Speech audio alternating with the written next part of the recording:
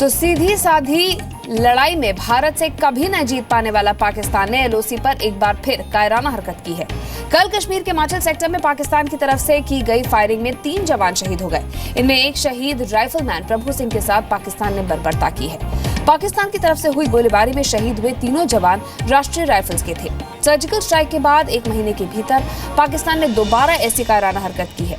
माना जा रहा है कि पाकिस्तान की इन हरकतों के पीछे पाक आर्मी चीफ राहिल शरीफ का हाथ है। क्यों ऐसा माना जा रहा है, ये हम आपको बताते हैं। पाकिस्तान आर्मी चीफ है राहिल शरीफ। जनरल राहिल शरीफ 29 नवंबर को रिटायरमेंट से पहले अटकलें थी कि राहिल शरीफ को एक्सटेंशन मिल सकता है, लेकिन अब माना जा रहा है कि राहिल शरीफ को एक्सटेंशन नहीं मिलेगा। ऐसा पहली बार हो रहा है जब पाकिस्तान में आर्मी चीफ बिना एक्सटेंशन पर छोड़ने वाला है। और सर्जिकल स्ट्राइक के बाद राहिल शरीफ की पाकिस्तान में साख घटी है। तो क्या एलओसी पर आतंक फैलाकर अब पाकिस्तान सरकार के सामने अपने नंबर बढ़ाना चाहते हैं राहिल शरीफ? और क्या बर्बरता के जरिए राहिल शरीफ आर्मी चीफ पद पर दोबारा काबिज होने की तैयारी कर रहे हैं? ये अहम सवाल है। तो पाकिस्तान ने क्रॉस बॉर्डर फायरिंग की जगह बॉर्डर एक्शन टीम के सहारे इस कायराना हरकत को अंजाम दिया है। यानी पाकिस्तान ने आमने सामने की लड़ाई नहीं की है, पीठ पीछे से वार किया है। पाकिस्तान की बर्बर और कायर हरकत से देश गुस्से में है और हर कोई ये मांग कर रहा है कि बर्बर पाकिस्तान से हिसाब बराबर हो।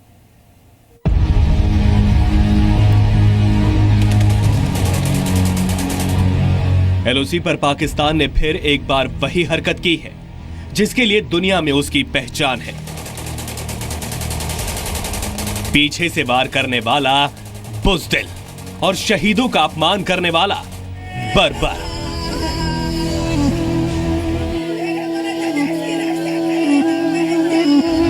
सीमा पर पाकिस्तान ने एक बार फिर कायराना हरकत की है। कल कश्मीर के माचल सेक्टर में पाक की फायरिंग में 3 जवान शहीद हो गए हैं। इनमें से एक शहीद राइफलमैन प्रभु सिंह के शव के साथ पाकिस्तान ने बर्बरता की है।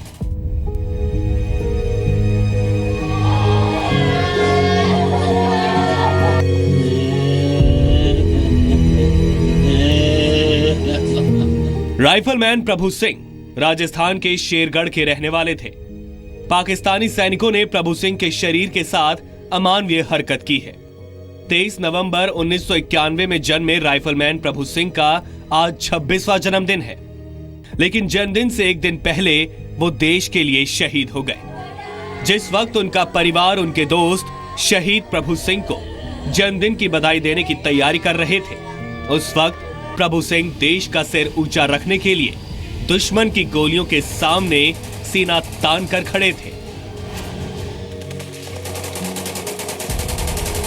देखो साहब, देश के लिए शहीद हुआ तो बहुत सम्मान की बात है, पर मेरा इकलौता लड़का तो खो दिया मैंने, तो देश के लिए बदला लेना चाहिए। मैं तो आकर जाकर के आर्मी में दोबारा ड्यूटी करने के लिए तैयार हूँ और उनसे बदला लेने के लिए भी तैयार हूँ।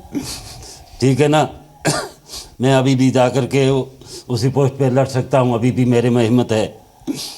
मैंने खो दिया मेरा इकलौता बेटा। देश के इस वीर सपूत को आज पूरा देश सलाम कर रहा है। अपने जन्मदिन पर प्रभु सिंह ने कोई तोहफा नहीं लिया, देश को हौसले, हिम्मत और शौर्य का तोहफा दिया। इसीलिए आज पूरा मुल्क पाकिस्तान को सबक सिखाकर इन शहीदों के बलिदान को सम्मान देने की मांग कर रहा है। कुछ दिनों पहले हमारे एक जवान मनदीप, उसके बॉडी के साथ भी उन्होंने बर्बादी की थी। और ये दूसरा किस्सा है। ये काफी दुख होता है और गुस्सा भी आता है। इसका जवाब हमें देना चाहिए और काफी जबरदस्त देना चाहिए। जैसे लास्ट टाइम हमने किया था कि उनके 5 पोस्ट के ऊपर हमला किया था, अभी भी एक वक्त आ गया है कि अभी जवाब जो है हमने करना चाहिए, उनकी पोस्ट पर हमला करना चाहिए। पाकिस्तान डरता है क्योंकि वो कायर है, हिंदुस्तानी वीर सपूतों के सामने खड़ा नहीं हो सकता। इसीलिए सैनिकों की शहादत के बाद उनके साथ बर्बरता में अपनी शान समझता है।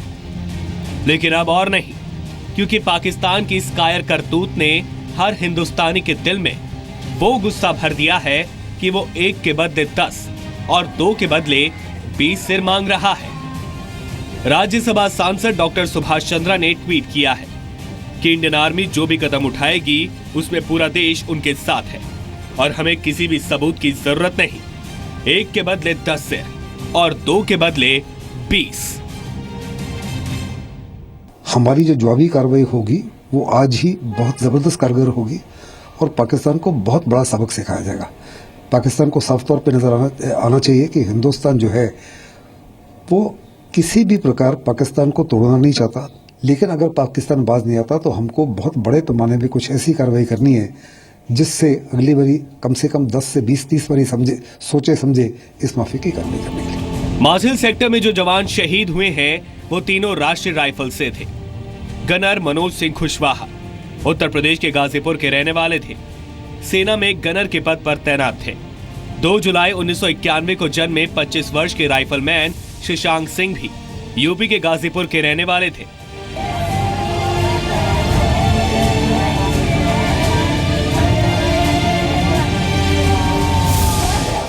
मैं सोचा आज हम उसके मित्र जो है हमारे मोबाइल पर दिए कि आपका लड़का जो है शहीद हो गया। पाकिस्तान का जो है मुंह तोड़ जवाब दिया जाए, पाकिस्तान समाप्त हो जाए। देश को इन शहीदों पर नाज है, इस वादे के साथ कि सैनिकों की शहादत जाया नहीं जाएगी।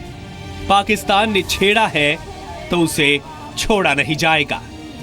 पाकिस्तान की फौज का जो ये एक्ट है कि एक सोल्जर की बॉडी को म्यूटिलेट करना एक बहुत ही दरिंदगी और बहुत ही घटिया किस्म की सोच दिखाता है। ये जो इंसिडेंट पाकिस्तान की फौज ने किया है, इसका जवाब हमारी हिंदुस्तान की फौज वो जरूर देगी और अपने टाइम और जगह पे देगी। जो पाकिस्तान आमने सामने की लड़ाई में कभी जीत नहीं पाता, वो पीछे से वार कर अपनी पीठ थपथपाता है। एक बार फिर पाकिस्तान ने क्रॉस बॉर्डर फायरिंग की जगह बॉर्डर एक्शन टीम के सहारे इस कायराना हरकत को अंजाम दिया है। रक्षा मंत्री मनोहर पर्रिकर ने ट्वीट कर कहा है कि देश अपने वीर शहीदों के अतुल्य बलिदान के लिए उन्हें सैल्यूट कर रहा है। पाकिस्तान ने बर्बर और कायर हरकत की है। पूरा देश इन सैनिकों की शहादत का हिसाब चाहता है। इस आवाज के साथ बर्बर पाकिस्तान से बदला ले हिंदुस्तान, और इस बार 1 के बदले 10 और 2 के बदले 20। ब्यूरो रिपोर्ट, जी मीडिया। पाकिस्तान की बुज़दिल टीम 1948 से लेकर 1999 तक हमेशा की तरह पाकिस्तान की सेना की नीति एक ही रही है। धोखा। एक बार फिर पाकिस्तान धोखेबाजी या ये कहें कि बुज़दिली के सबूत दे रहा है। पाकिस्तान की बॉर्डर एक्शन टीम, जिसे हमने नाम दिया है बुज़दिल एक्शन टीम, है इस वक्त इंटरनेशनल बॉर्डर और नियंत्रण रेखा पर भारतीय सेना पर हमले की ताक में बैठी हुई है। लेकिन उसे क्या मालूम है कि भारतीय सेना के पास उसकी इस बुज़दिली का तोड़ है, जिसे बहादुरी कहा जाता है। आइए देखते हैं क्या है बॉर्डर एक्शन टीम का काम करने का तरीका और उसे किस तरह से मात दे रही है भारतीय सेना।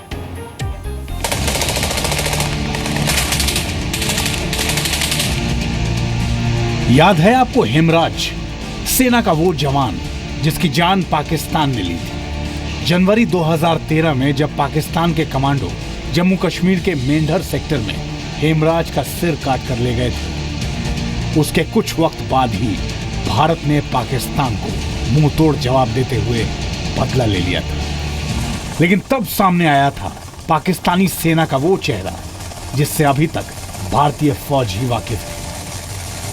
नाम है बॉर्डर एक्शन टीम यानी BAT। पाकिस्तान के कब्जे वाले कश्मीर में मौजूद जी न्यूज के सूत्रों से हमें जानकारी मिली है कि पाकिस्तानी सेना ने POK में हेवी आर्टिलरी गन से लैस अपनी बटालियन तैनात कर दी है।